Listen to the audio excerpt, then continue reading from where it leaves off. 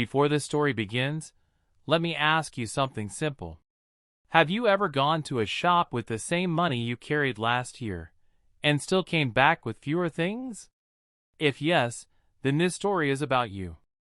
And if you want stories that explain big problems in simple ways, like the video, subscribe to the channel, and stay till the end, because the ending will change how you look at money forever. Every morning, Mr. Adam woke up before sunrise. He was 42 years old, a school teacher, living in a small town. His life was simple, honest, and predictable. Or at least, it used to be. On his way to school, Adam always stopped at the same fruit stall. The stall belonged to an old man named Uncle Ben, a kind soul with wrinkled hands and a warm smile. Adam bought bananas every single day. Not because they were special, but because they were cheap, filling, and reminded him of stability. 1 year ago, Adam paid $1 for a dozen bananas. That morning, he reached for his wallet and handed Uncle Ben $1. Uncle Ben slowly shook his head. "Not enough anymore," he said softly. Adam laughed. "Come on, Uncle Ben. Same bananas. Same stall." Uncle Ben picked up a banana and held it like it was fragile glass. "Yes," he said. "Same bananas, but not the same world." The price was now $2. Adam felt something tighten in his chest. It wasn't anger. It wasn't shock. It was confusion. At school, Adam noticed the same thing everywhere. The cafeteria food portions were smaller. The chalk quality was worse. The school bus needed repairs that never happened. During lunch break, his colleague Sarah, a single mother of two, sat beside him. "Did you notice?" she asked quietly. "Notice what?" "My salary increased this year," she said. "But somehow, I feel poorer." That sentence stayed with Adam the entire day. That evening, Adam sat with his son Leo, a curious 10-year-old who loved asking questions that adults avoided.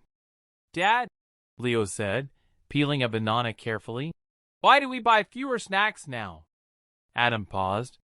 He wanted to give a strong, confident answer, but he didn't have one. "Because things are expensive," he replied. Leo frowned. "But bananas grow on trees. Trees don't ask for money." Adam smiled sadly. "You're right.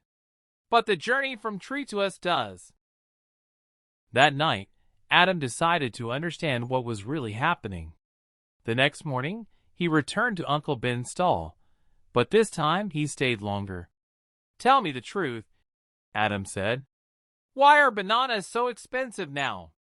Uncle Ben sighed deeply. "I'll tell you a story," he said.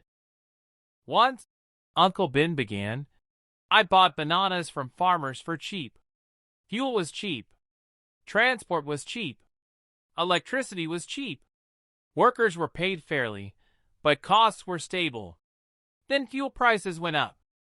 The truck driver asked for more money. The farmer paid more for fertilizer. The storage cost increased. Even the plastic bags became expensive. So I raised the price, not because I wanted more profit, but because I wanted to survive." Uncle Ben looked Adam in the eyes. "That, my friend, is inflation." Inflation. A word Adam had heard on the news. A word that sounded distant and technical. But now, it had a face. It looked like bananas. Adam started observing life differently. At the grocery store, a woman argued with the cashier over milk prices. At the gas station, a taxi driver stared at the meter like it betrayed him.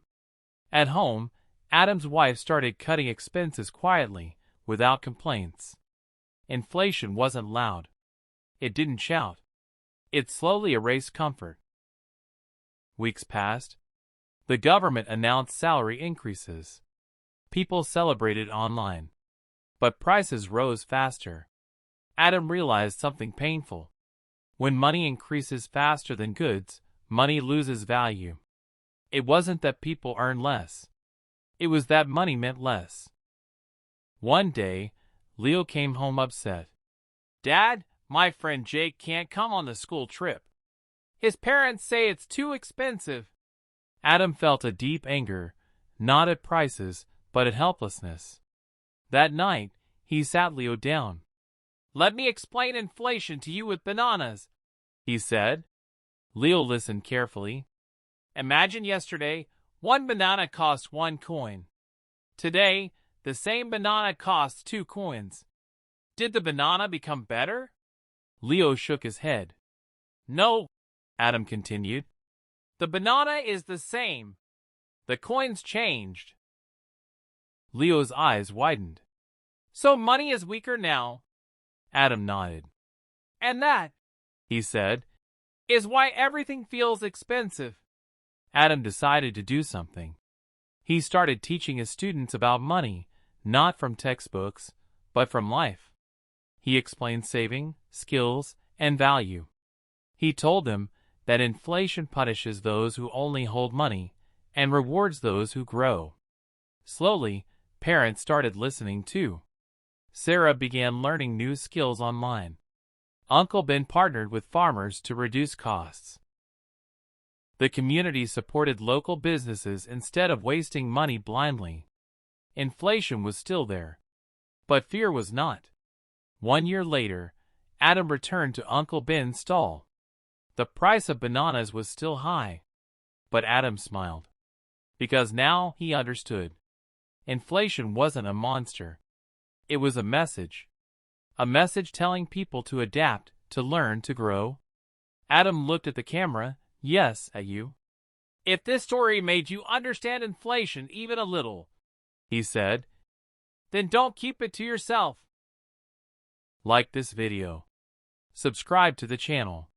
Share it with someone who wonders why everything is expensive. Because knowledge is the only thing inflation cannot destroy. And remember, money loses value.